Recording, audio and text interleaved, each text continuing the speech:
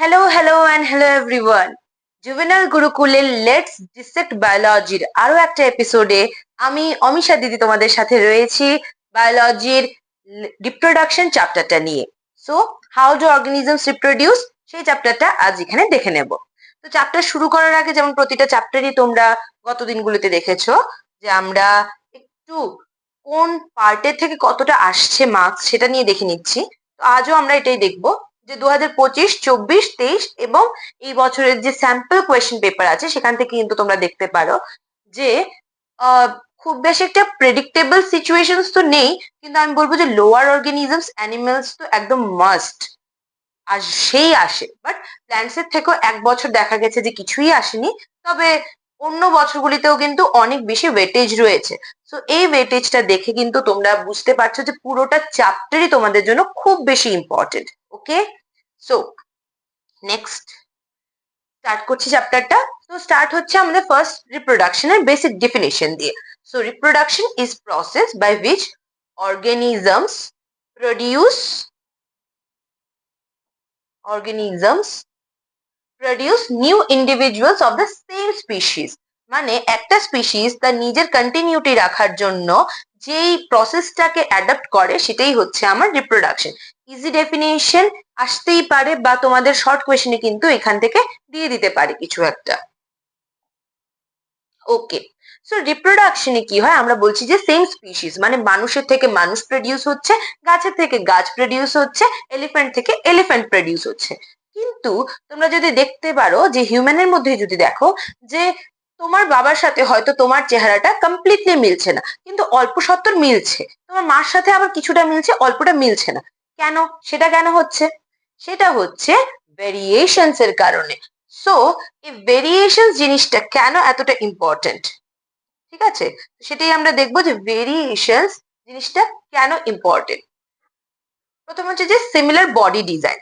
DNA based blueprints ensure similar body design. যে আমার parents এর মধ্যে নাকটা যতটুকু ঠিক ততটুকুই যেন একটা হিউম্যানের মধ্যে থাকে, কিন্তু একটা এলিফ্যান্টের নাক যত বড় একটা বেবি এলিফ্যান্টেরও যেন সেম সাইজের নাক হয়, সেটা এনশিওর করে সিমিলার বডি ডিজাইনস। কিন্তু যে ডিএনএ কপিং প্রসেস আছে সেই প্রসেসের মধ্যে কিন্তু সেটা কিন্তু একটা কেমিক্যাল প্রসেস। সেখানে কি হয় যে প্রথমে আমাদের যে একটা সেল থাকে, ধরো এটা হচ্ছে প্যারেন্ট সেল। প্যারেন্ট সেলের মধ্যে রয়েছে একটা ডিএনএ। ওকে, ক্রোমোজোমের মাধ্যমে আমি তোমাদেরকে বোঝাতে চেষ্টা করছি। সেই ক্রোমোজোমটা প্রথমে যখন এই সেলটা ডিসাইড করবে যে হ্যাঁ আমি ডিভাইড করব, তখন এটার ভিতরে কিন্তু দুটো কপি তৈরি হয়ে যায় এই সেলটার ভিতরে। ওকে, দেন হয় সেলের ডিভিশন। প্রথমে ডিএনএ টা ডাবলিং হয়, ডিএনএ কপি হয়, তারপর সেলের মধ্যে এখান থেকে ডিভিশন হয়ে যায়, হয়ে দুটো আলাদা আলাদা সেল তৈরি হয় যেখানে কিনা সেম দুটো ক্রোমোজোম এসে পড়ে বা সেম দুটো ডিএনএ কপি এসে পড়ে। আচ্ছা, এই যে এইবার হচ্ছে ভেরিয়েশনটা কোথা থেকে আসে, যে inaccuracy in DNA copying. Imperfect copying causes variations, some harmful, other driving evolution. Evolution মানে কি? মানে হচ্ছে যে চেঞ্জেস গুলি, যে সাবসিকুয়েন্ট চেঞ্জেস গুলি আমরা দেখেছি অর্গানিজমস দের মধ্যে প্রিমিটিভ থেকে মডার্নের দিকে আসার সময়, সেইগুলি কিন্তু তোমার ইনঅ্যাকুরেসি ইন ডিএনএ কপিং এর জন্য হয়। ইনঅ্যাকুরেসিটা হার্মফুল, ঠিক আছে, কিন্তু কখনো কখনো এটা বেটারের জন্য হয়ে যেতে পারে। সো ইনঅ্যাকুরেসিটাকে আমি কিন্তু কমপ্লিটলি ভুল বলতে পারবো না। আচ্ছা, এবার হচ্ছে আমার যে ডিএনএটা কনসিস্টেন্টলি পাস হচ্ছে সেটার ব্যাপারে যদি বলি, সেটা প্রিজার্ভ করে বডির ডিজাইন। ঠিক আছে, সো ম্যাক্সিমাম টাইমে আমরা চেষ্টা করি যে বডির ডিজাইনটা মেনটেন করতে, কিন্তু এই ছোট ছোট ইনঅ্যাকুরেসির কারণে কিন্তু আমাদের হালকা একটা চেঞ্জেস আমরা অফস্প্রিংস এর মধ্যে দেখতে পারি। ওকে, আর লাস্ট হচ্ছে importance of variation, help species survive environmental changes. আমরা যদি একটা ছোট্ট ওয়ার্ডে এটাকে বলি, এটা হচ্ছে survival of the fittest. Survival of the fittest এর জন্য কিন্তু ভেরিয়েশনটা খুব বেশি ইম্পর্টেন্ট। যে কোনো একটা এনভায়রনমেন্টাল সিচুয়েশনে due to inaccuracy in DNA copying, যার কাছে একটা বেটার ডিএনএ আছে সে কিন্তু একটা বেটার সিচুয়েশন পেয়ে যায়। ওকে, তোমরা নিচটা ভালো করে দেখতে পাচ্ছ তো? Okay, so this are the points important for variation. Okay, so next দেখি কি আছে। নেক্সট হচ্ছে আমার একটা কোয়েশ্চেন, যে কোয়েশ্চেনটা খুব কমনলি আমাদের জিজ্ঞেস করা হয় বোর্ডস এর মধ্যে, কিন্তু যে সেক্সুয়াল রিপ্রোডাকশন অ্যান্ড এসেক্সুয়াল রিপ্রোডাকশনের মধ্যে কি ডিফারেন্স রয়েছে, এবং সেটার জন্য তোমাদের একটু ভালো করে প্রিপেয়ার করে যাওয়া দরকার, যে কখনো 3 মার্কসের বা কখনো 5 এর মধ্যে একটা 3 মার্কসের পার্ট হিসেবে কিন্তু এটা জিজ্ঞেস করে নেয়। ওকে, আমি যখন অ্যানালাইসিস করছিলাম তখন একটা কোয়েশ্চেন কিন্তু এই সেম কোয়েশ্চেনটা পেয়েছি। ওকে, সো সেক্সুয়াল রিপ্রোডাকশনে কি হয়, new organisms are produced from to parents. তার জন্য এটাকে আমি বলি বাই প্যারেন্টাল। কিন্তু এসেক্সুয়াল রিপ্রোডাকশন কি হয়, একটা সিঙ্গেল প্যারেন্ট থেকে অর্গানিজমটা প্রডিউস হয়, তাই এটা ইউনিপ্যারেন্টাল। ঠিক আছে, তাহলে দেখা যায় যে আমাদের বাই প্যারেন্টাল যখন হয় তো দুটো প্যারেন্ট থেকে দুটো পার্ট আসতে হয়, সেই দুটো পার্টটাকে আমরা বলি gamete or sex cells. So আমার সেক্সুয়াল রিপ্রোডাকশনে গ্যামেটস ইনভলভ হচ্ছে, whereas আমার এসেক্সুয়াল রিপ্রোডাকশনে কোনো ধরনের গ্যামেটস ইউজ হচ্ছে না, কারণ সেটা একই প্যারেন্টস থেকে আসছে। আচ্ছা, এইবার দেখা গেল কি আমার দুটো প্যারেন্টের থেকে যখন দুটো সেল এলো, তখন দুটো সেলের থেকে কিছু কিছু ক্যারেক্টারিস্টিক্স একসাথে এসে একটা নতুন ইন্ডিভিজুয়ালকে তৈরি করলো। বলে না যে চোখগুলি দেখতে বাবার মতো কিন্তু ঠোঁটটা মার মতো, ঠিক সেম জিনিসটা হয় কেন, সেম জিনিসটা হয় কারণ অফস্প্রিংস প্যারেন্টস থেকে ক্যারেক্টারিস্টিক গুলো নিয়ে একটা নতুন ইন্ডিভিজুয়াল তৈরি হয়। ওকে, সো কমপ্লিটলি আইডেন্টিক্যাল হয় না, কিন্তু কিছু কিছু মিল রয়ে যায়। ওকে, সো আমার সেক্সুয়াল রিপ্রোডাকশনে offsprings are not identical to the parents. Okay, সেই জায়গায় যদি আমি অ্যাসেক্সুয়াল রিপ্রোডাকশনে দেখি, সেখানে কিন্তু আমরা আইডেন্টিক্যাল পেয়ে যাচ্ছি, কারণ একটাই প্যারেন্ট, একটা প্যারেন্টেরই গ্যামেটস গুলো বা ডিএনএটা কমপ্লিটলি হয়ে সেম ভাবে আসছে, তাই আমি কিন্তু সেম একটা অফস্প্রিং পেয়ে যাই প্যারেন্টের মতো দেখতে। Asexual reproduction takes place through fission, fragmentation, budding, vegetative propagation and spore formation. Okay, so এই হচ্ছে কিছু কিছু পদ্ধতি, এই পদ্ধতিগুলো নিয়ে আমরা আরো ডিটেলসে দেখব। নেক্সট আমরা যেভাবে বলছিলাম যে আমরা ফিশন নিয়ে কথা বলবো। ফিশনটা দু রকমের হয় generally, binary fission and multiple fission. Okay, so binary ফিশনে যদি আমি অ্যামিবারটা দেখি, যে অ্যামিবা প্রথমে এই যে তোমাদেরকে একটু আগে বলছিলাম যে আমার ডিএনএটা ডাবল হয়ে যায়, ঠিক ওইরকম ভাবে দেখো অ্যামিবার যে নিউক্লিয়াসটা আছে, জাস্ট এ মিনিট, হ্যাঁ, যে নিউক্লিয়াসটা আছে সেই নিউক্লিয়াসটা কিন্তু প্রথমে একটু এলঙ্গেট হলো, হয়ে দুটো ভাগ হওয়ার জন্য মধ্যে একটা ডাইসেকশনের মতো হলো, এবং দুটো ভাগ যে হয়ে গেল, দেন সেলের ডিভিশনটা স্টার্ট হয়ে গেল দুদিক থেকে। এভাবে মধ্যে থেকে দুদিক থেকে সেলটা ডিভাইড হতে স্টার্ট হলো, অ্যান্ড আলটিমেটলি আমার দুটো সেল তৈরি হয়ে গেল। তো এবার এই নিউক্লিয়াসটা সেম জিনিসটা তৈরি করলো, তাই কিন্তু এটা এসেক্সুয়াল রিপ্রোডাকশনে আইডেন্টিক্যাল অফস্প্রিং তৈরি করলো। ঠিক আছে, এটা আমার বাইনারি ফিশন, কারণ কি এটা ডিভাইড হয়ে দুটো অর্গানিজম তৈরি করেছে। ওকে, ঠিক সেম ভাবে যদি আমি বাইনারি ফিশনের আরো একটা এক্সাম্পল বলি, সেটা হচ্ছে আমার লিশমেনিয়া। লিশমেনিয়া কি করে, ডিভাইডস ডিরেকশনালি। মানে তুমি যদি এখানে আমাদের ছবিটাতে দেখতে পারবে যে প্রথম এটার বডিটা আছে, তারপর এটা একটু ম্যাচিওর হলো, ম্যাচিওর হয়ে কি হলো, ওর যে নিউক্লিয়াসটা দুটো ভাগ হয়ে গেল।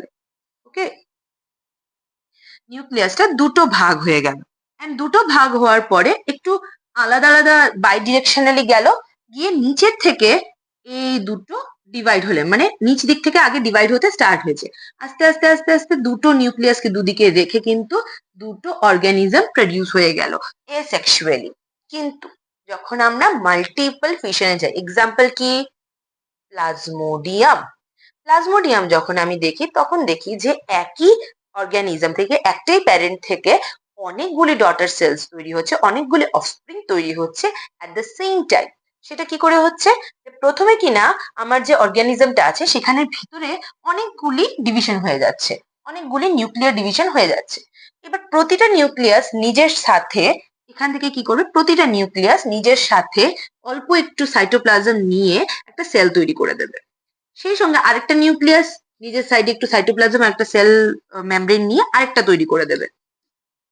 এইভাবে করে করে করে করে কিন্তু অনেকগুলি daughter cell at a time produce হয়ে যায়। তো তোমাদেরকে যদি বাইনারি ফিশন আর মাল্টিপল ফিশনের মধ্যেও ডিফারেন্স বলতে বলে, তোমরা কিন্তু এখান থেকে যতটুকু বললাম তার থেকে পেয়ে যাবে। ওকে, সো নেক্সট হচ্ছে আমার রিজেনারেশন। রিজেনারেশনের এক্সাম্পল প্রথমেই আমি বলে দিচ্ছি planaria. Planaria regrows from body parts usual using specialized cells. মানে কি হয়, সে তার নিজের বডিটাকে তিনটে পার্ট করে, করে তিনটে পার্ট থেকে একটা কমপ্লিট অর্গানিজম তৈরি করে।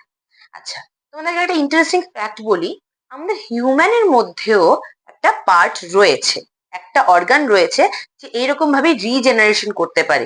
কেউ কি বলতে পারবে কি সেটা, কি সেই অর্গানটা? ইয়েস, সেই অর্গানটা হচ্ছে আমাদের liver.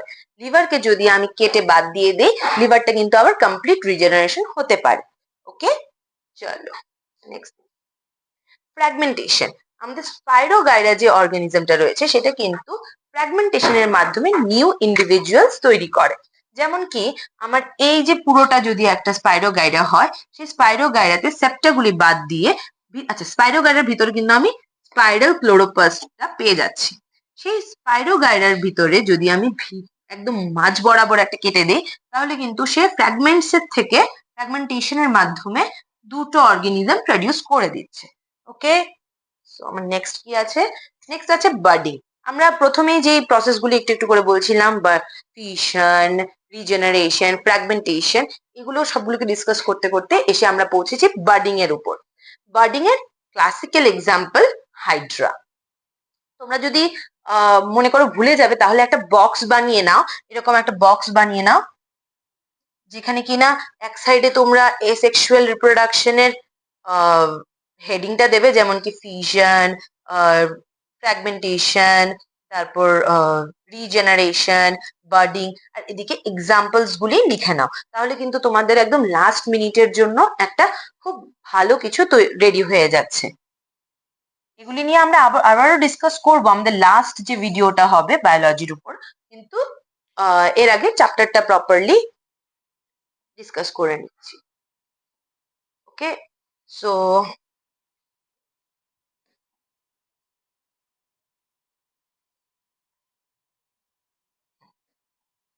okay, so hydra develops buds that detach upon maturity.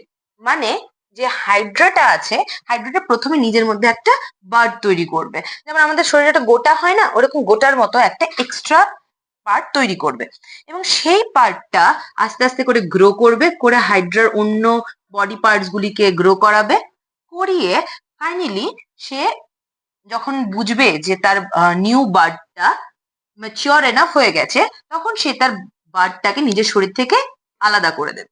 তাতে কিন্তু দেখা যাচ্ছে কি আমাদের যে প্যারেন্ট বডিটা রয়েছে, প্যারেন্ট বডিটা ডিমিনিশ হচ্ছে না। এতক্ষণ আমরা দেখছিলাম কি প্যারেন্ট নিজে ভেঙে দুটো পার্ট হয়ে যাচ্ছে, কিন্তু এখানে কি হচ্ছে, প্যারেন্ট নিজের থেকে একটা পার্ট প্রডিউস করে আলাদা করে দিচ্ছে, সেটা খসে পড়ে যাচ্ছে আলাদা অর্গানিজম হওয়ার জন্য, কিন্তু প্যারেন্ট নিজের আইডেন্টিটি কিন্তু রয়ে গেছে সেটাতে। ওকে, নেক্সট কি আসছে আমাদের স্পোর ফর্মেশন। লোয়ার অর্গানিজমসে আরো একটা জিনিস যেটা দেখা যায় সেটা হচ্ছে স্পোর ফর্মেশন, রাইজোপাস।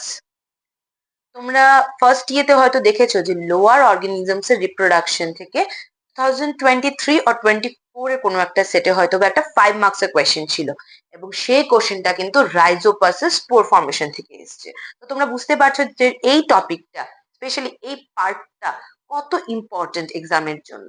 ওকে, সো স্পোর তৈরি যেই পার্টটাতে হয় রাইজোপাসের, সেই পার্টটাকে আমরা বলি স্পোরাঞ্জিয়া। ওকে, স্পোরাঞ্জিয়ার মধ্যে আমার স্পোর্স তৈরি হচ্ছে। Protection growth, thick world spores grow in moist environments. আচ্ছা, তো এই যে স্পোরাঞ্জিয়ামের ভিতরে আমার ছোট ছোট ছোট ছোট স্পোর্স তৈরি হচ্ছে, সেই স্পোর্স গুলির যখন ম্যাচিওর এনাফ হয়, তখন সেই স্পোর্স গুলির অ্যারাউন্ড আমার কিন্তু থিক ওয়াল হয়ে যায়। সেই থিক ওয়াল স্পোর্স গুলি ময়েস্ট এনভায়রনমেন্টে গ্রো করে। ওকে, আচ্ছা, এবার আসছি আমরা ভেজিটেটিভ প্রপাগেশন। ভেজিটেটিভ প্রপাগেশনে আমি এই পার্টটা থেকেও ভালো কোয়েশ্চেন্স আমি দেখেছি, তো এই পার্টটাও কিন্তু তোমাদের পড়তে হবে।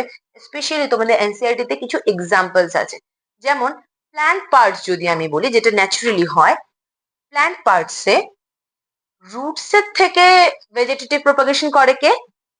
Sweet potato. এক্সাম্পল গুলো কিন্তু তোমাদের জন্য ইম্পর্টেন্ট। ঠিক আছে, তোমাদেরকে দিয়ে দিতেই পারে যে which of the following propagates through roots, এরকম একটা এমসিকিউ এসে পড়তেই পারে। আচ্ছা, স্টেম থেকে প্রপাগেট কে করে? স্টেম থেকে যে প্রপাগেট করে সে হচ্ছে পটাটো। এমন আরো কিছু এক্সাম্পল তোমাদের ইয়েতে আছে, তোমরা দেখে নেবে কিন্তু।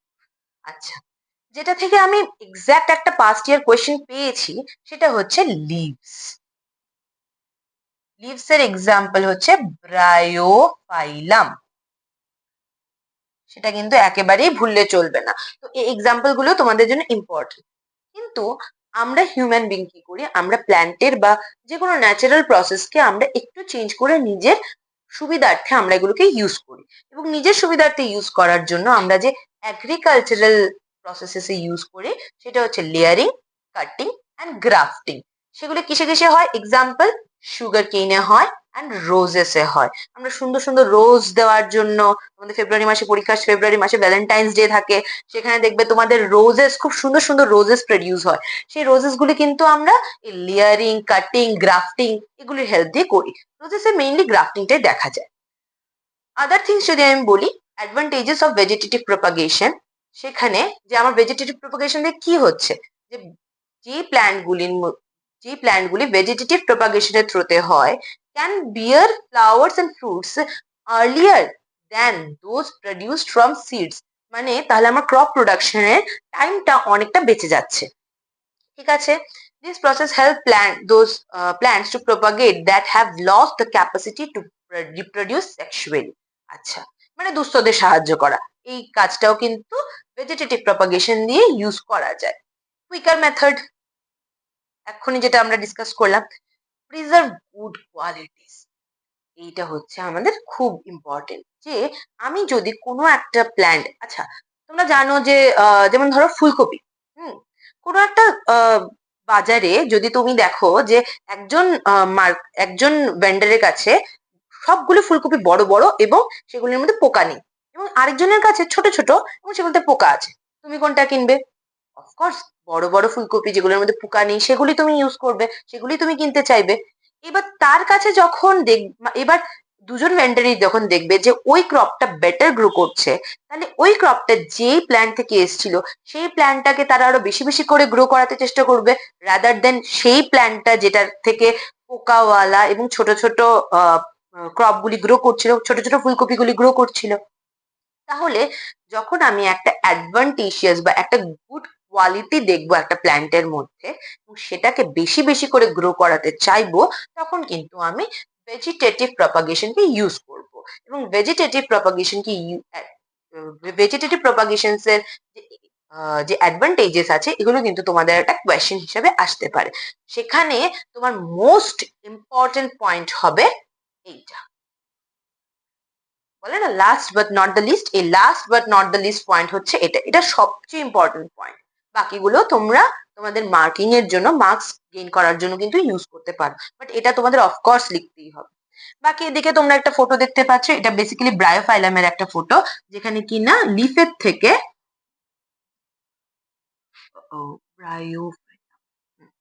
ব্রায়োফাইলামে তোমরা কিন্তু দেখতে পাচ্ছ এরকম লিফের কোণা থেকে একটা নতুন গাছ তৈরি হয়ে যাচ্ছে।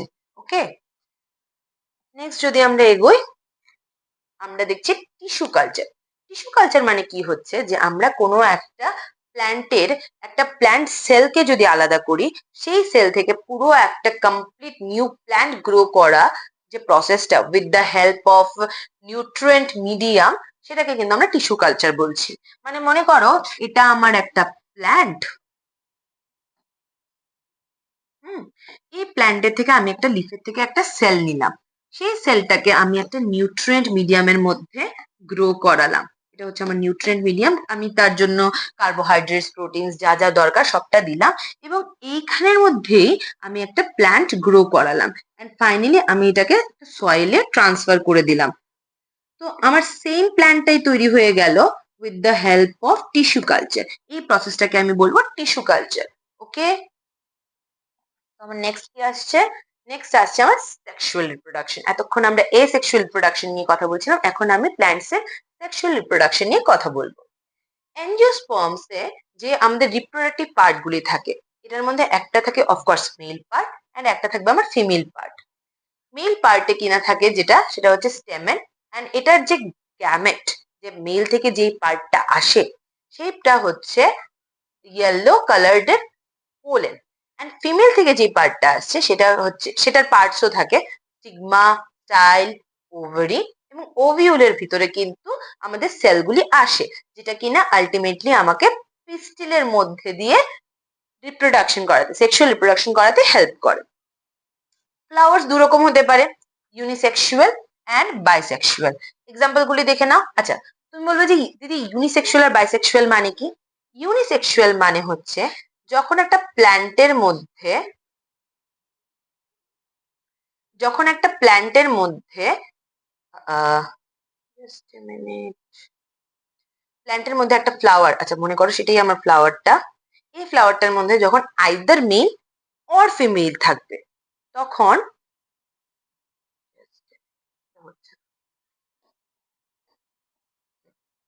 যখন আমার মনে করো আমার,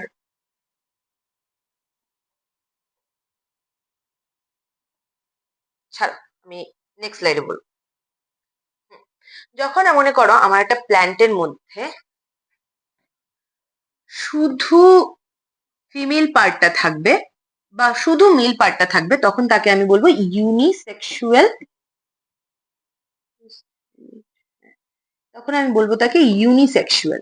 কিন্তু একটা প্ল্যান্টের মধ্যে যখন বোথ মেল অ্যান্ড ফিমেল একটাই ফ্লাওয়ারের মধ্যে থাকবে তখন আমি তাকে বলবো বাইসেক্সুয়াল।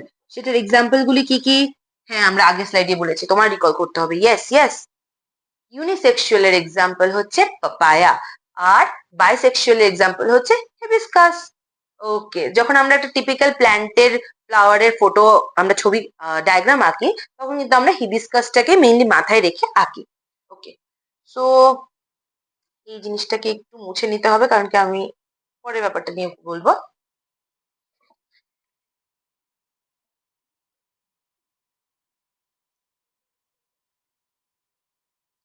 ওকে, সো এবার হচ্ছে যে আমার একটা প্ল্যান্টের মধ্যে,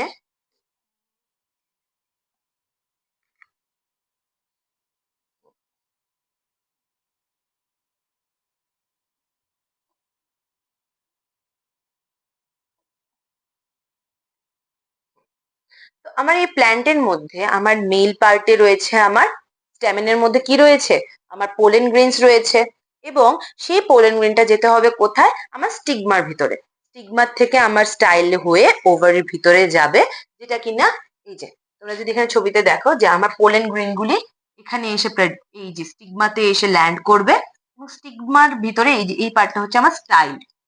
ঠিক আছে, এই স্টাইলের মধ্য দিয়ে ওভারের কাছে গিয়ে পৌঁছাবে, এবং ওভারের ভিতরে গিয়ে এটা সেক্সুয়াল রিপ্রোডাকশনে যে ফার্টিলাইজেশন পার্টটা হয় সেই ফার্টিলাইজেশনটা হবে। ওকে, সো এই প্রসেসটা, এই যে পোলেন গ্রেন গুলো এখানে এসে বসলো, সেটাকে আমি কি বলবো? সেটাকে আমি বলবো পলিনেশন। পড়ে না একবার, যে pollination is the transfer of pollen grain from anther to stigma. এটা টু টাইপস হয়, সেলফ পলিনেশন, আচ্ছা, অ্যান্ড ক্রস পলিনেশন।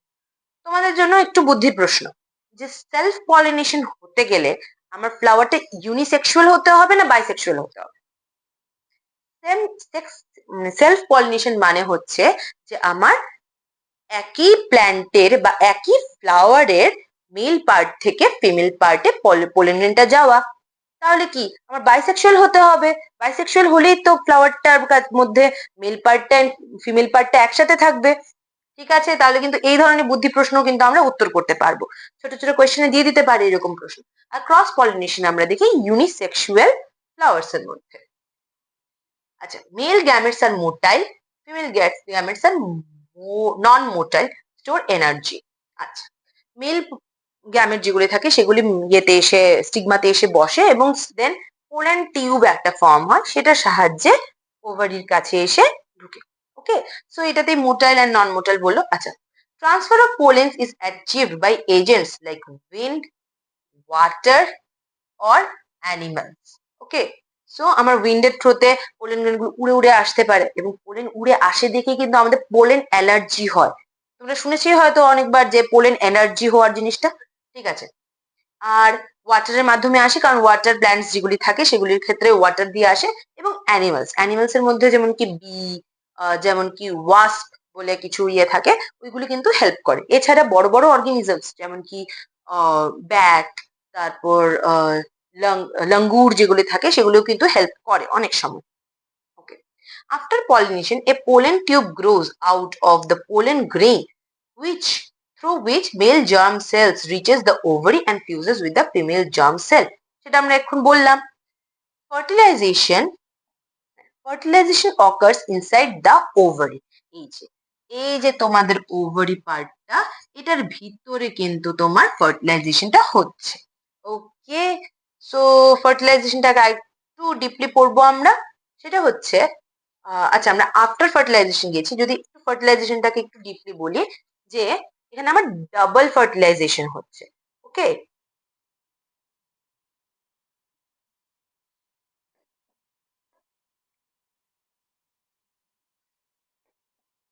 যে আমার যে এখান থেকে পোলেন গ্রেনের এখান থেকে দুটো জেনারেটিভ সেল আসছে বা দুটো জার্ম সেল আসছে, সেই দুটো জার্ম সেল এসে কিন্তু এখানে এগের দুটো পার্টের সাথে ফিউজ করছে, করে দুটো জিনিস তৈরি করছে। একটা আমার তৈরি করছে এন্ডোস্পার্ম, আরেকটা তৈরি করছে আমার জাইগোট। সেই জাইগোট থেকেই আমার পুরো প্ল্যান্টটা তৈরি হচ্ছে। সো এই ডাবল ফার্টিলাইজেশন ব্যাটারটা কিন্তু খুব ইম্পর্টেন্ট।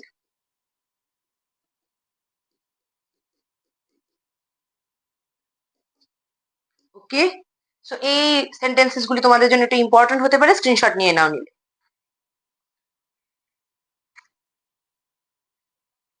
ওকে, সো নেক্সট যদি আমরা দেখি যে আফটার ফার্টিলাইজেশন কি হয়, কারণ আমাদের রিপ্রোডাকশনের এম কি, যে আমাদের একটা নতুন অর্গানিজম পেতে হবে। সো এখন তো জাস্ট ফার্টিলাইজেশন হলো, আমাদের এখনো কিন্তু আউটকামটা প্রডিউস হয়নি। সো আউটকাম প্রডিউস হওয়ার জন্য কি হয়, একটু আগে যে ডাবল ফার্টিলাইজেশনে বললাম তোমাদের জাইগোট তৈরি হয়। সেই জাইগোটটা প্রথমে টু সেল থাকে, একটা মেলের থেকে আসে, একটা ফিমেল থেকে আসে। এসে আমার জাইগোট যেটা তৈরি হলো, সেটা কিন্তু অনেকবার নিজের মধ্যে ডিভাইড হতে হতে হতে হতে হতে হতে একটা বড় মাল্টি সেলুলার পার্ট তৈরি করে, যেটাকে আমি বলি এমব্রায়ো। এমব্রায়ো এমব্রায়োটা কিসে তৈরি হয়, ওভিউলের ভিতরে। ওভারির ভিতরে ওভিউল থাকে, ওভিউলের ভিতরে কিন্তু তোমার এমব্রায়োটা তৈরি হয়। The ovule develops a tough coat and is converted into a seed. Okay, so ovule একটা টাফ কোট নিজের সাইডে বানায় এবং সেটাই হয় আমার সিডের কাভারিংটা। Ovary ripens to form a fruit. তো আমরা এতক্ষণ দেখছিলাম কি, ওই যে আমাদের স্টিগমা, স্টাইল অ্যান্ড ওভারি যদি দেখি, এর ভিতরে ছিল আমাদের ওভিউল। এই জিনিসটা যখন একটা ফ্রুটে কনভার্ট হচ্ছে, বাইরের পার্টটা আমার যেটা ওভারি ছিল, আর ভিতরের পার্টটা যেটা কিনা ওভিউল ছিল, এবার বাইরের পার্টটা তৈরি হয়ে যাচ্ছে তোমার ফ্রুট, এবং ভিতরের পার্টটা তৈরি হচ্ছে আমার সিড। ঠিক আছে, ওই যেমন আমের ভিতরে দেখি না আমরা পুরো ফ্রুটটা এবং ভিতরে সিডটা, ওইটা থেকে এই প্ল্যান্টের ফ্লাওয়ারের এই ওভারি ওভিউল পার্ট থেকে এটা ডিরাইভড। সো এই জিনিসটা যেন, এই জিনিসটা যখন বলবে তখন যেন তোমাদের এই ডায়াগ্রামটা মাথায় এসে পড়ে। ওকে, অ্যান্ড তো যেটা প্ল্যান্টকে প্রোটেক্ট করে রাখে এতক্ষণ ধরে, ফ্লাওয়ারটাকে প্রোটেক্ট করে রাখে, ফ্লাওয়ারের রিপ্রোডাক্টিভ পার্ট গুলোকে, সেপলস, পেটালস, এছাড়া যে পার্ট গুলি আছে, যেমন কি মেইলের স্টেমেন আছে, বাইসেক্সুয়াল ফ্লাওয়ার হলে ওই ফ্রুটটার সাইডেই থাকতে পারে স্টেমেন গুলি, স্টাইল, স্টিগমা যেটা কিনা উপরের পার্ট গুলি থাকে, এগুলি শ্রিভেল অফ করে, মানে শেড অফ হয়ে যায়।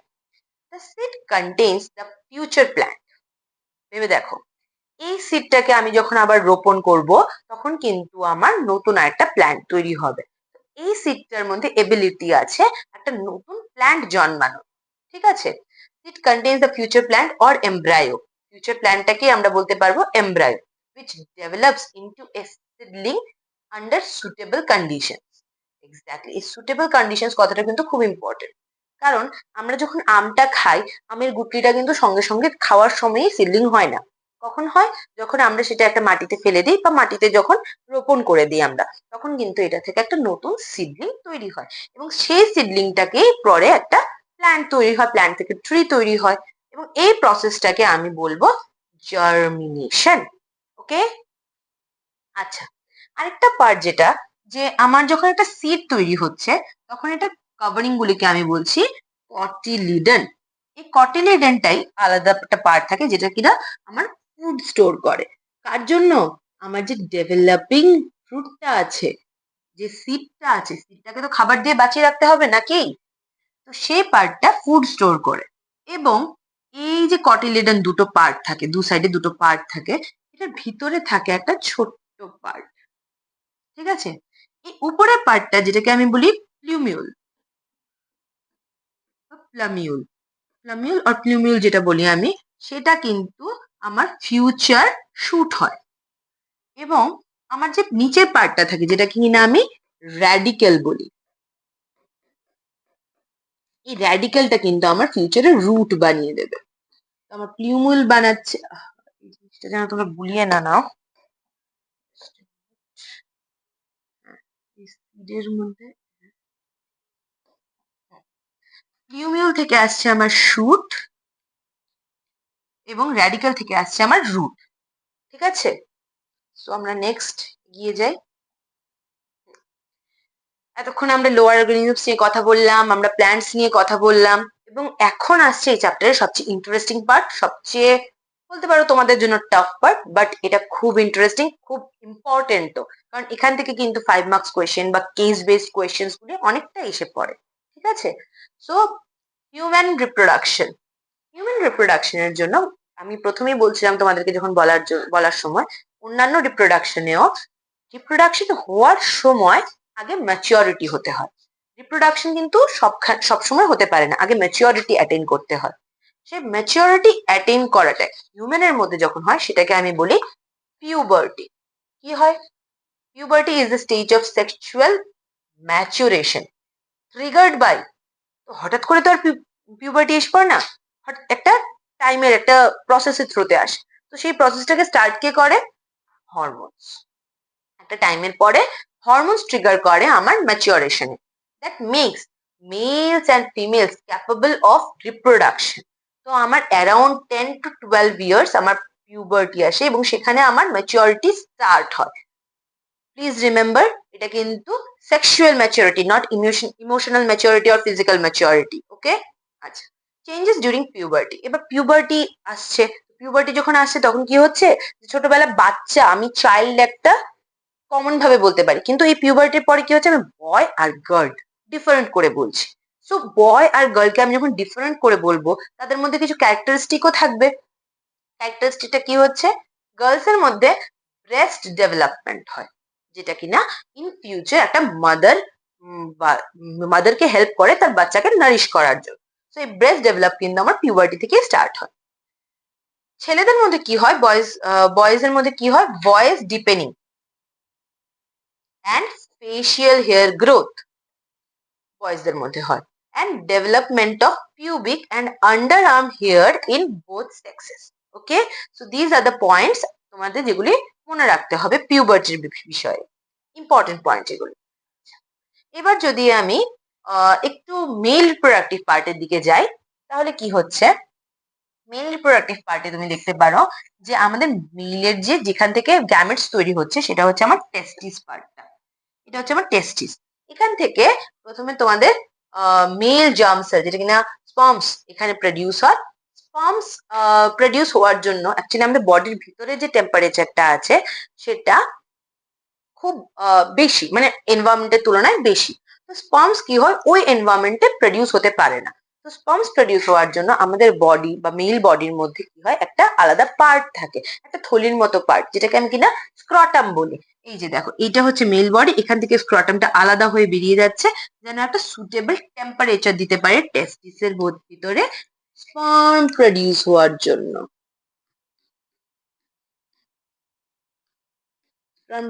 স্পার্ম প্রোডাকশনের জন্য একটা নর্মাল টেম্পারেচার দেওয়ার জন্য 2 to 3 ডিগ্রি লেসার টেম্পারেচার দেওয়ার জন্য স্ক্রটামটা outside the abdominal cavity located হয়। এই যে relatively low temperature needed for the production of sperm by testis, sperm moves via vas deferens and urethra. So এখানে যদি আমি একটু দেখি,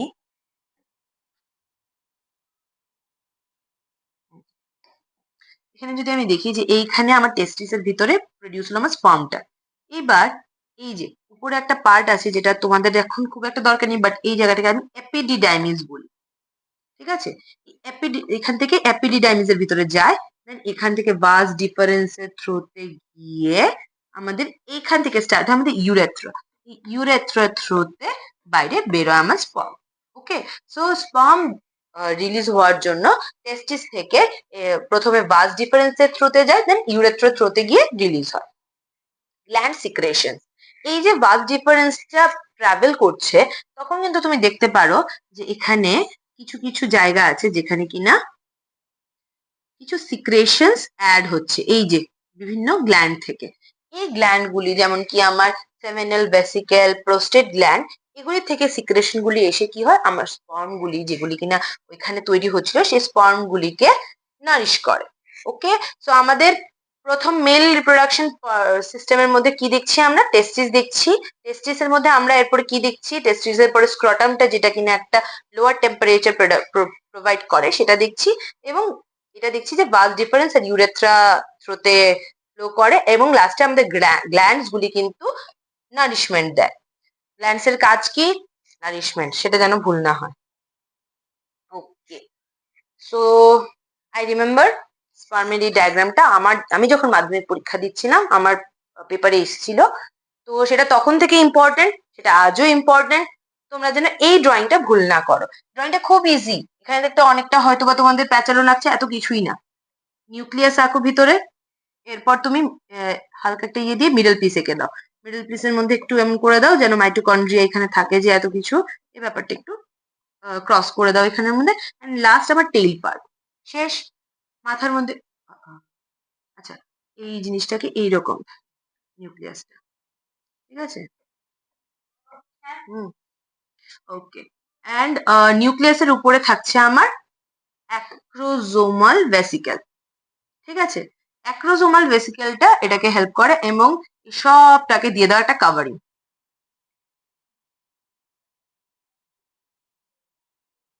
ঠিক আছে, সো আরে এগুলি কি হয়ে যাচ্ছে,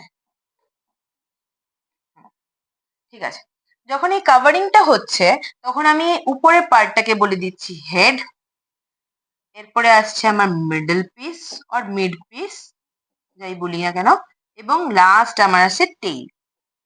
টেইলটা কিন্তু স্পার্মটাকে ফিমেল রিপ্রোডাক্টিভ ট্র্যাকের ভিতরে, এই ভিতরটা হচ্ছে ফ্ল্যাজেলাম, আচ্ছা, এই ফিমেল রিপ্রোডাক্টিভ পার্টের ভিতরে সুইম করতে হেল্প করে এই টেইল পার্টটা।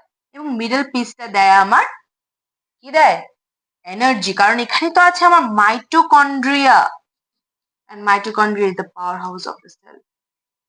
এটা তোমরা সবাই দেখেছো। আর নিউক্লিয়াসের ভিতরে থাকে আমার of course genetic material. Okay, testis release a male sex hormone called testosterone. মনে আছে কাল যখন আমরা কন্ট্রোল এন্ড কোঅর্ডিনেশন পড়ছিলাম তখন আমরা পড়ছিলাম যে টেস্টোস্টেরন রিলিজ হয় টেস্টিস থেকে। সেই টেস্টিস কি করে, regulates the production of sperm. আমি বলেছিলাম না যে এখন ওই চ্যাপ্টারে পড়বো না, পরের চ্যাপ্টারে পড়বো। এই যে দেখে নাও, টেস্টোস্টেরনের কাজ হচ্ছে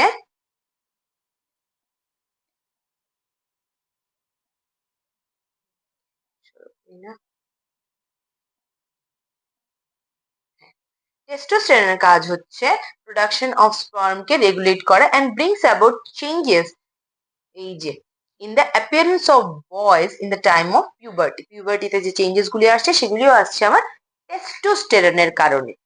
আর আমার যে মেইলের মধ্যে যে স্পার্ম প্রোডাকশনের রেগুলেশনটা সেটাও কিন্তু টেস্টোস্টেরন করাচ্ছে। The sperm consists of mainly genetic material and a long tail that helps them to move towards a female germ cell. Okay? So next হচ্ছে আমার female genetic, female reproductive system. সেখানের মধ্যে আমার ovaries আছে, Fallopian tube আছে, uterus আছে, vagina আছে। হ্যাঁ, এই যে এবার একটা জায়গা পেলাম, আমি আগে তোমাদেরকে ইউট্রাসের আঁকা শেখাবো। ইউট্রাস আঁকার জন্য প্রথমে একটা মাথা এঁকে নাও, হালকা একটা মাথা, এবং এটার মধ্যেখানে দুটো এরকম ইউ, হাফ ইউ আঁকো, নিচটা ছেড়ে দাও, ইউর নিচটা ছেড়ে এখানে দুটো থার্ড ব্র্যাকেট দিয়ে দাও। এবার এইটা হচ্ছে তোমার ইউট্রাসের বডি, প্রপার বডি। এই জায়গাটাকে নিচে যে থার্ড ব্র্যাকেটটা সেটাকে আমি বলি সার্ভিক্স, ঠিক আছে? এবং এই জায়গাটাকে আমি বলি বডি। এবার এই সাইড থেকে বের করে দাও দুটো টিউব। ওকে, টিউবের নাম কি? ওভিডাক্ট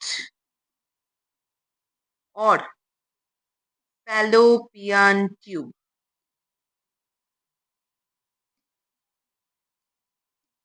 ঠিক আছে, এইটাতে করে মেল গ্যামেটটা ফিমেল গ্যামেটের মধ্যে এই জায়গাটাতে এই ফ্যালোপিয়ান টিউবের ভিতরে ফার্টিলাইজেশন হয়। ওকে, সো ড্রয়িংটা একবার ভালো করে দেখে নেই। যে এই যে টিউবটা আঁকলে, টিউবটার পরে কি আঁকো? এখানে এঁকে দাও কতগুলি আঙুল, ফিঙ্গার লাইক প্রজেকশনস। তোমাদের বইও থাকবে এই পার্টটা। এই ফিঙ্গার লাইক প্রজেকশনস কে আমি বলি ফিমব্রি অর ফিমব্রেই, যদি তুমি স্পেলিংটা মিস্টেক না করতে চাও। আর যদি স্পেলিং জানা থাকে তাহলে বলো ফিমব্রি। এই ফিমব্রির পরেই থাকে আমার ওভারি। এটা হচ্ছে আমার ওভারি, দু সাইডে দুটো ওভারি থাকে। এইবার ভিতরটাকে একটু সাজাতে হবে, বাইরের দিকটা এত সাজালাম, ভিতরটা একটু সাজাতে হবে না? ভিতরটাকে সাজানোর জন্য কি করছি আমি? সব দিকে লেয়ার দিয়ে দিচ্ছি। এই লেয়ার গুলি প্রোটেক্ট করে আমার ওয়াল গুলিকে। সো এদিকে এভাবে লেয়ার থাকে। ওকে, ইজি থিংস।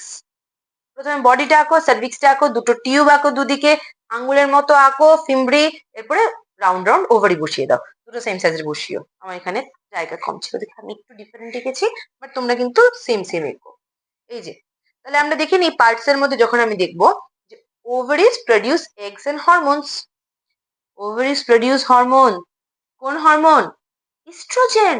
লাস্ট চ্যাপ্টারে পড়েছিলাম। আচ্ছা, আর oviduct or fallopian tubes are the site for fertilization. মানে আমার এইখান থেকে ওভারি থেকে যখন একটা বেরোবে, এখানে যে আঙুলের মতো স্ট্রাকচার গুলি আছে ফিমব্রি, সেই ফিমব্রি কি করবে? এই যে এগুলি হচ্ছে আমার ফিমব্রি। ফিমব্রি জিনিসটাকে ক্যাচ করে ফেলবে। ক্যাচ করে আমার যে এই জায়গাটা, ওকে,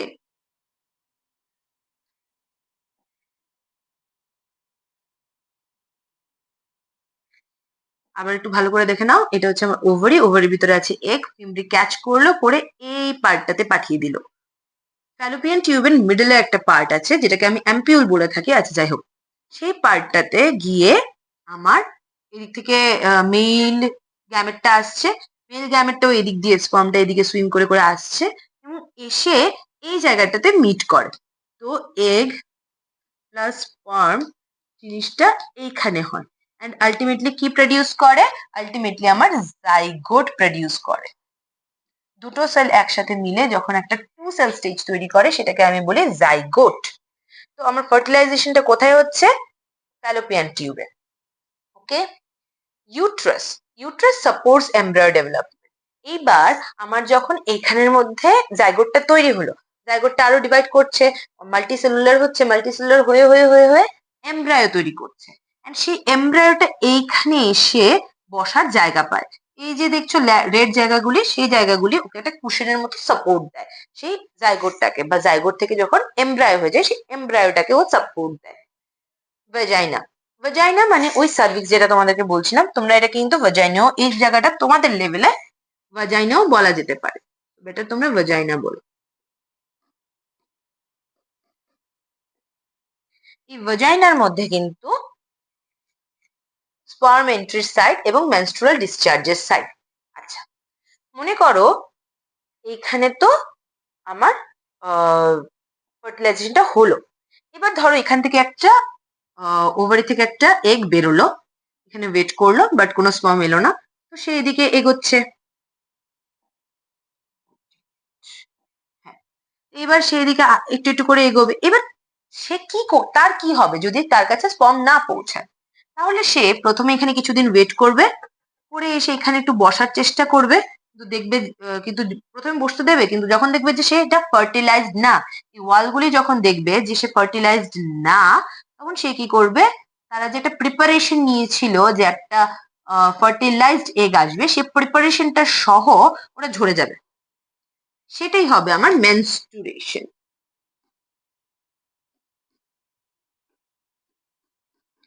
ওকে, তো আমি দুটো কনসেপ্ট একসাথে বলে দিলাম, কিন্তু একটু দেখে নিও। ফার্টিলাইজেশন, আচ্ছা ফার্টিলাইজেশনের লাইন্স গুলো আগে একটু পড়ে নেই। The female germ cell or eggs are produced in the ovaries. Of course, one egg is released every month by one of the ovaries. মানে এই মাসে যদি এই দিকের ওভারি থেকে রিলিজ হচ্ছে, তাহলে পরের মাসে ওই দিকের ওভারি থেকে রিলিজ হবে। বাট একটা ওভারি এক মাসে কাজ করে, সো অল্টারনেট কাজ চলে এই ওভারি গুলোর, এবং প্রতি মাসে একটা করে এগ রিলিজ হয়। Fertilization occurs in the fallopian tube of the female genital tract. এই যে এটা আমরা আগের স্লাইডেও পড়েছিলাম। The fertilized egg called zygote gets implanted in the lining of uterus and starts dividing. Actually, uterus is richly supplied with blood. ব্লাডের মধ্যে কি আছে? নিউট্রিয়েন্টস আছে। তো সেই নিউট্রিয়েন্টস গুলো কি করবে? নারিশ করবে গ্রোয়িং এমব্রায়োকে। সো আমি ইউট্রাসের মধ্যে বেশি বেশি করে ব্লাড সাপ্লাই দিয়ে রাখি, যেন আমাকে আমার ডেভেলপিং এমব্রায়োকে ভালোভাবে নারিশমেন্ট দিতে পারে। If zygote is not formed, the inner wall of uterus breaks, which causes bleeding through the vagina. This process is called menstruation. Okay. So next আমার কি আছে? আচ্ছা, the embryo gets nutrition from the mother's blood. Embryo যেটা কিনা আমার next life, ওই next লাইফটা মাদারের ব্লাডের থেকে নিউট্রিশন নেয় with the help of special tissue called placenta. So আমার যখন এখানের মধ্যে যদি হ্যাঁ এখানের মধ্যে যদি আমার একটা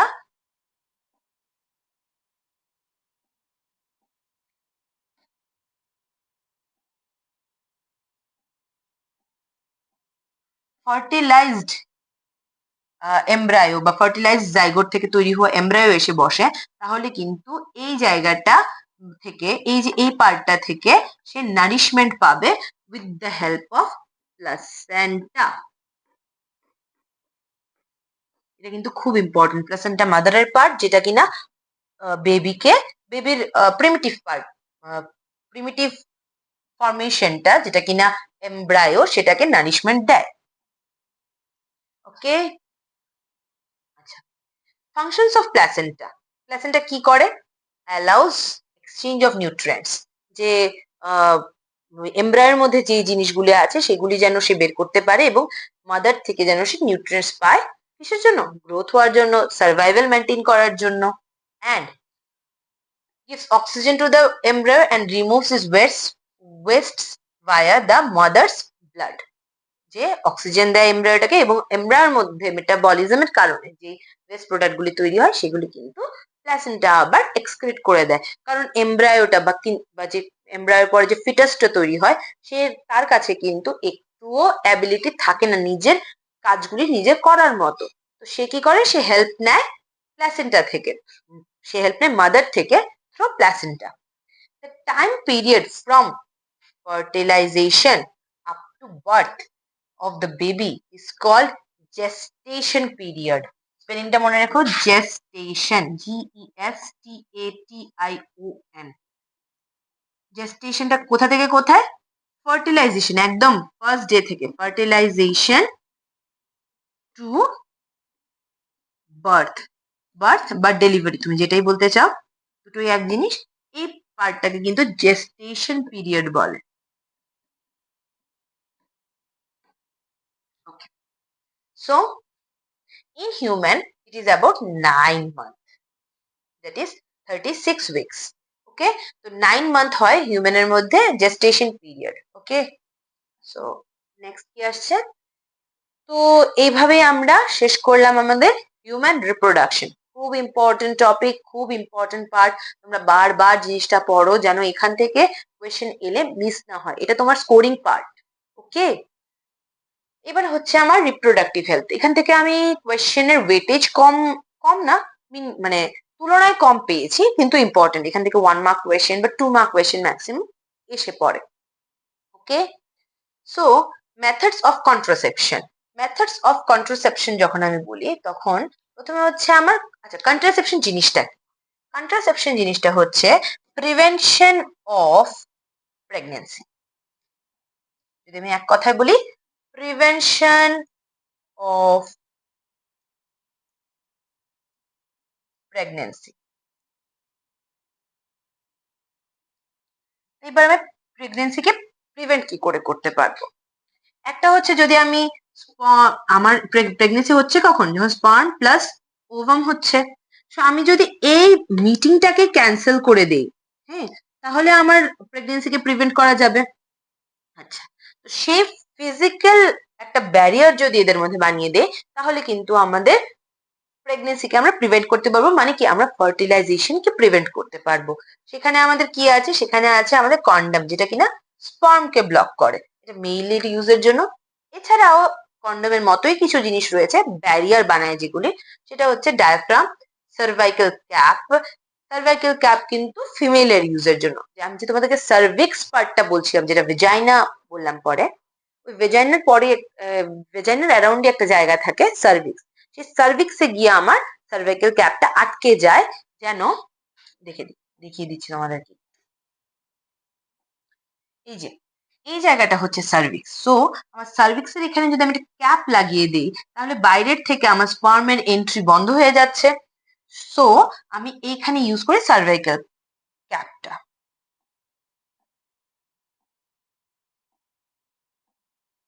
এটা, এছাড়া আছে আমার ভল্ট ক্যাপ অ্যান্ড ফেমিডম। ওকে, এগুলি হচ্ছে আমার বেরিয়ার মেথড।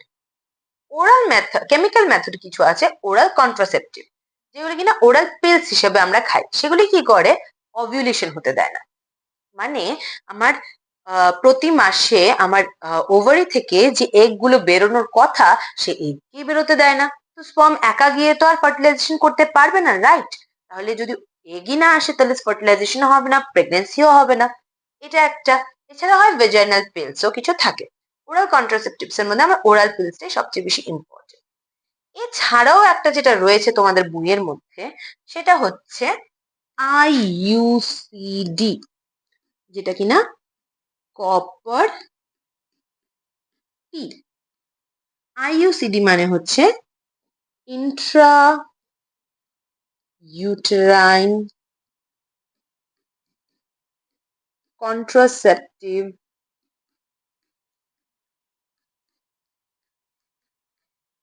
ডিভাইসেস। ওকে, আইইউসিডি মানে হচ্ছে ইন্ট্রা ইউটেরাইন কন্ট্রাসেপটিভ ডিভাইসেস। এখানে আমাদের কি হয়, যে ফর এক্সাম্পল যেটা আমাদের কপার টি, সেই কপার টিটা কি করে, আমার ইউট্রাসটা যদি এইরকম হয়, ছোট্ট করে একটা মিনিয়েচার ইউট্রাস এঁকে দিলাম।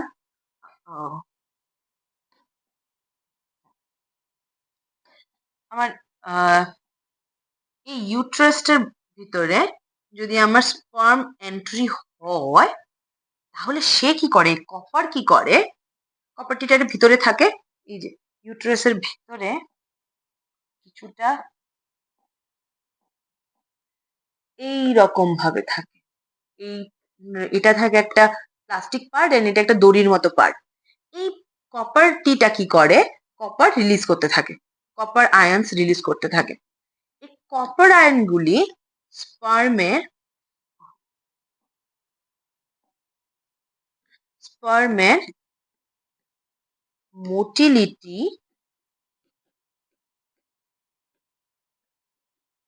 ডিক্রিজ করে।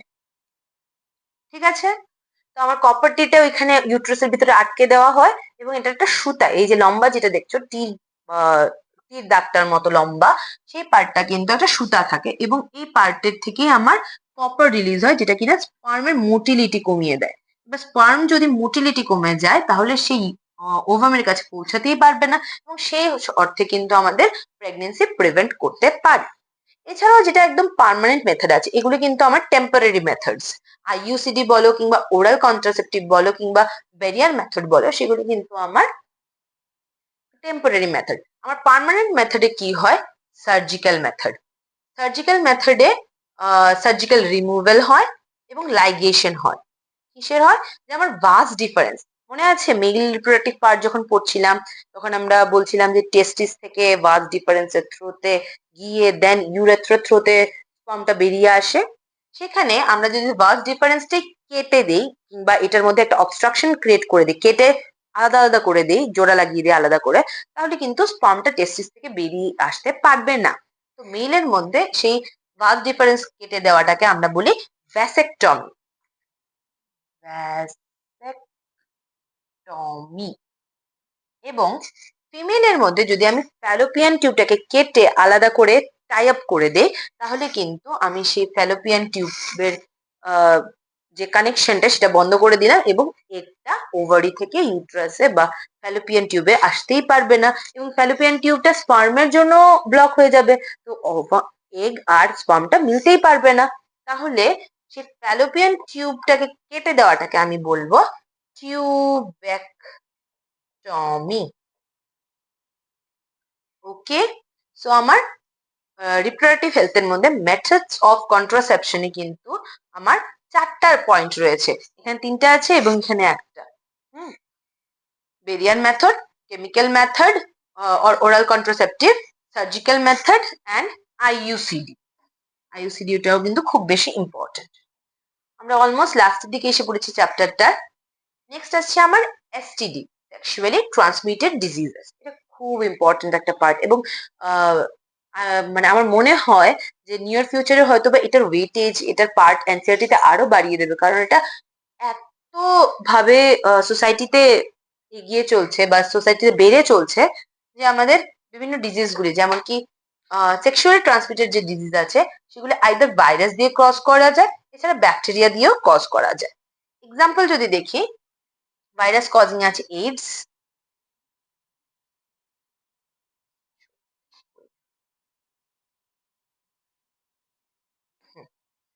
ভাইরাসে আছে AIDS, genital words and herpes. আর ব্যাকটেরিয়ার ক্ষেত্রে আছে গোনোরিয়া অ্যান্ড সিফিলিস। এগুলো কিন্তু এক্সাম্পল গুলো তোমাদের আসতে পারে। এছাড়াও হ্যাঁ, এসটিডির মধ্যে যেগুলো কিনা আমরা একটু আগে আমরা যখন বলছিলাম কন্ট্রাসেপটিভের মধ্যে কন্ডম ইউজ করা যায়। Condom not only prevents pregnancy, it also prevents STD। এটা কিন্তু একটা স্পেশালিটি, এটার উপরে কিন্তু তোমাদের এমসিকিউজ এসে পড়তে পারে যে what are the functions of condoms, দিয়ে দুটো দিল, both A and B, none of the above, 4টা অপশন করে দিয়ে দিল, বা which of the this is not a function of condom দিয়ে কিন্তু এমন একটা একটা এক্সট্রা লাইন দিয়ে দিতে পারে, সেখান থেকে তোমাদের বেছে নিতে হবে। সো এটা কিন্তু দেখে নিও। আচ্ছা, population control and ethics, family planning. আমরা যে এতক্ষণ কন্ট্রাসেপটিভ পড়ছিলাম, কেন পড়ছিলাম?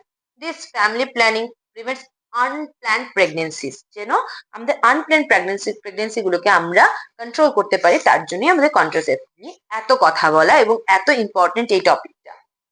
আর যদি আমাদের পপুলেশন বাড়ে তাহলে কি হবে? আমাদের রিসোর্সেস কম, আমাদের খাবার যতটুকু প্রডিউস হওয়ার ক্রপল্যান্ডে অতটুকুই প্রডিউস হচ্ছে।